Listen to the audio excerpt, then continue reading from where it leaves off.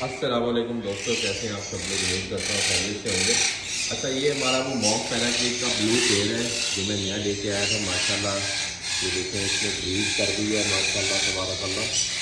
और इसको आज हम चेक करेंगे कि इनके अंदर एग की फर्टिलिटी क्या है। तो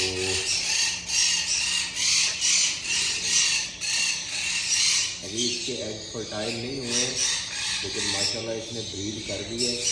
और 5 तारीख को इसने पहला अंडा दिया और आज 11 तारीख है। 6 दिन हुए इसको ब्रीड किए।